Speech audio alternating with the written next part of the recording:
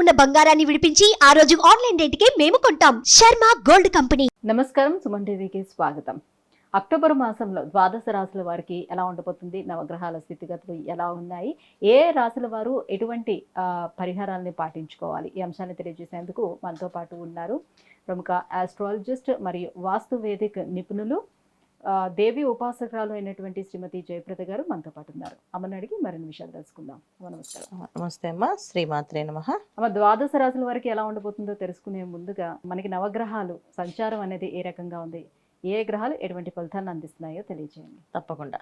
So గోచారంలో మనకి గురువు వృషభ రాశిలోని, మిథునంలో కుజుడు, తర్వాత కన్య రాశిలో మనకి బుధుడు, కేతువు, రవి కలిసి ఉండడం, తులారాశిలో శుక్రుడు, మీనరాశిలో రాహు, కుంభరాశిలో వక్రిస్తున్న శని భగవానుడు. సో ఈ కాంబినేషన్లో ఈ మాసంలో ఏంటంటే ఈసారి గోచారంలో ఈ గ్రహాలు ఎలా ఉన్నప్పటికీ కూడా సో గురువు అక్టోబర్ 9 వరకు వృషభ రాశిలో ఉంచి 10వ తారీఖు నుంచి వక్రగతికి చెందుతున్నాడు. అంటే ఆయన అక్కడే ఉండి వెనక్కి తిరిగి చూడడం. సో వక్రించడం, వెనక్కి తిరగడం. వక్రించడం అంటే మనకు మేషాన్ని మళ్ళీ మీనాన్ని అలా చూసుకుంటూ రావడం అనమాట.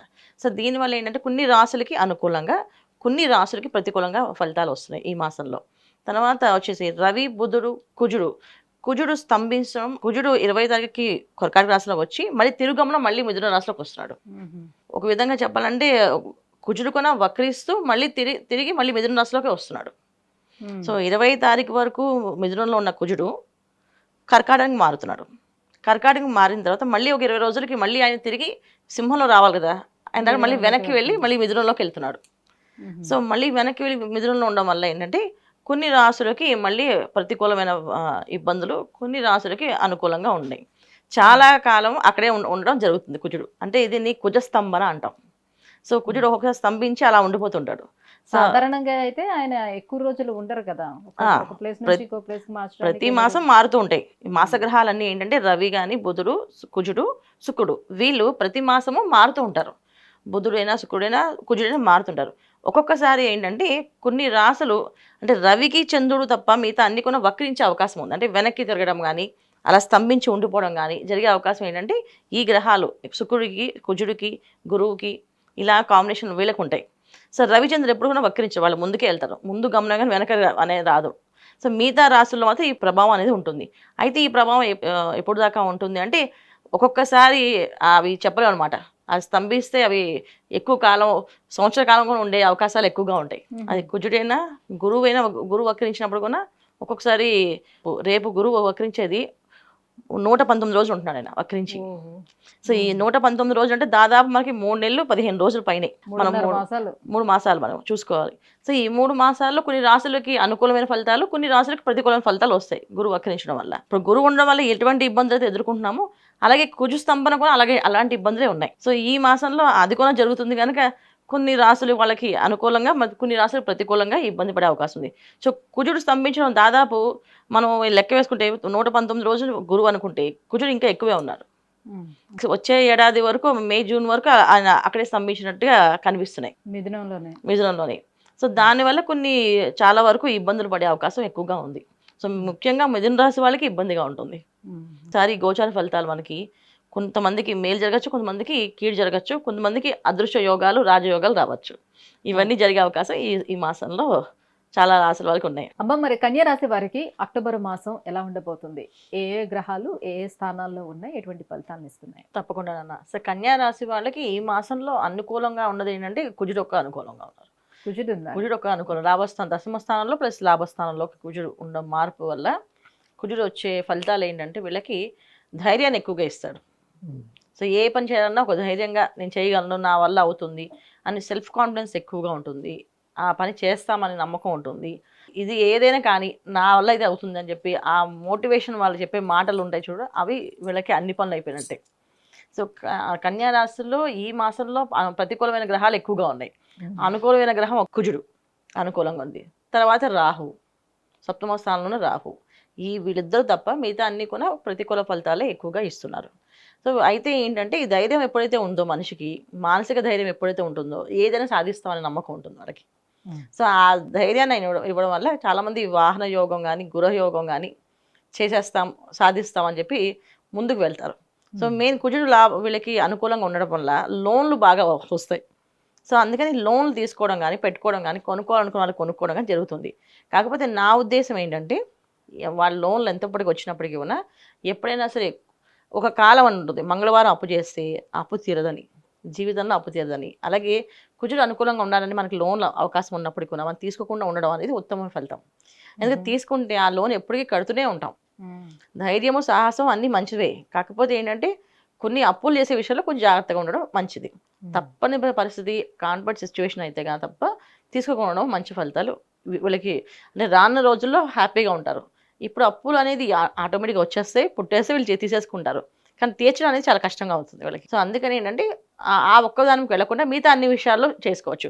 ఇప్పుడు ఒక ఉద్యోగం కోసం ప్రయత్నం చేస్తున్నారు, సో ఉద్యోగం ప్రయత్నం వీళ్ళ ధైర్యమే వీళ్ళు కాపాడేస్తుంది, ఖచ్చితంగా ఉద్యోగం వస్తుంది. వ్యాపారంలో మెలకువలు తెలుసుకోవాలనుకుని లేదా వ్యాపారం సంబంధించిన విషయాల్లో కలిసి ఇద్దరం పార్ట్నర్స్గా పెట్టుకొని చేద్దాం అనుకునే వాళ్ళ దాంట్లో వీళ్ళు ధైర్యంగా వేసి ఒక స్టెప్ వేసి వాళ్ళతో పాటు కలిసి చేద్దాం అనుకున్నప్పుడు బాగుంది.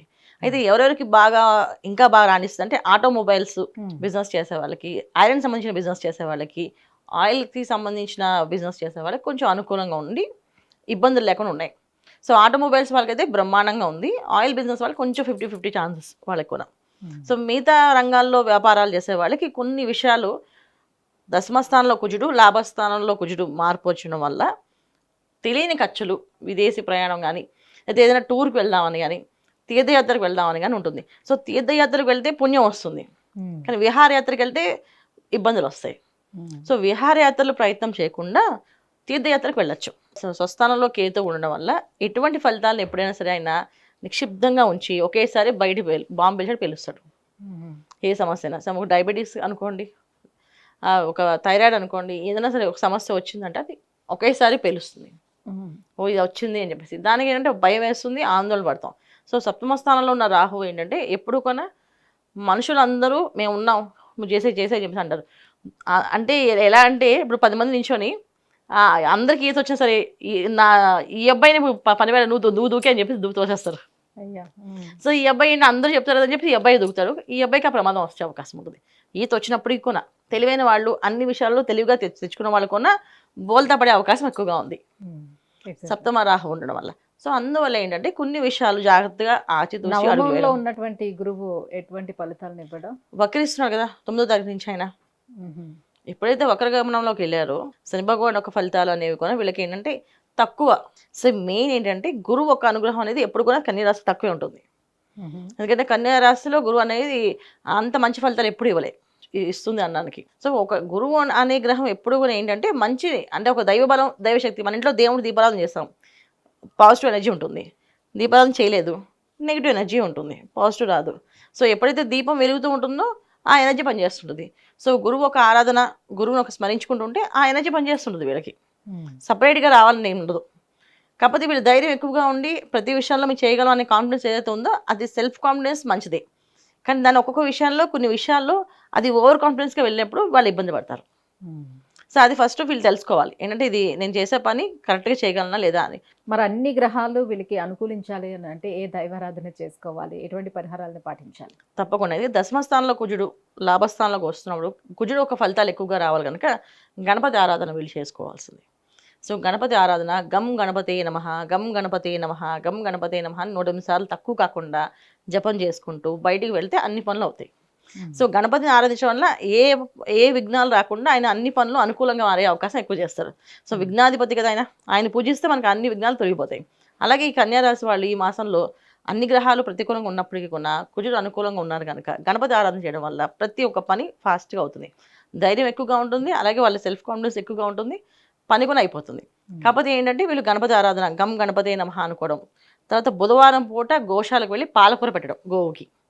సో ప్రతి బుధవారం పెట్టడం వల్ల వ్యాపార అభివృద్ధి ఉంటుంది. లేకపోతే వ్యాపారంలో కొన్ని అనుకూలమైన సమస్యలు రావడం, సప్తమ రాహు వల్ల మాయలో పడ్డము, మోసపోవడము, కొన్ని వస్తువులు దొంగలించబడ్డము, తెలియకుండా ఇంట్లోనే కొన్ని దొంగతనాలు జరగడం, ఇలాంటి సిచ్యువేషన్స్ కూడా ఈ కన్యా రాశి వాళ్ళకి ఈ మాసంలో ఉన్నాయి. సో ఇలాంటి తెలియని సిచ్యువేషన్స్ ఎదుర్కొనే పరిస్థితి రాకుండా ఉండాలంటే బుధవారం పూట గోశాలలో పాలకూర పెట్టాలి. ప్రతి బుధవారం గోశాలకు వెళ్ళడము, ఇంట్లో ప్రతిరోజు గణపతి మంత్రం 108 తక్కువ కాకుండా చదవడం, ఇలా చేయడం వల్ల వీళ్ళకి అన్ని పనులు అనుకూలంగా మారుతాయి. మా కన్యా రాశి వారికి అక్టోబర్ మాసం ఏ గ్రహాలు అనుకూలిస్తున్నాయి, ఏ గ్రహాలు ప్రతికూలంగా ఉన్నాయి, ఎటువంటి పరిహారాలను పాటించుకుంటే వీళ్ళకి బాగుంటుంది, ఈ విషయాలను తెలియజేసినందుకు ధన్యవాదాలు. నమస్తే అమ్మ. శ్రీమాత్రే నమః.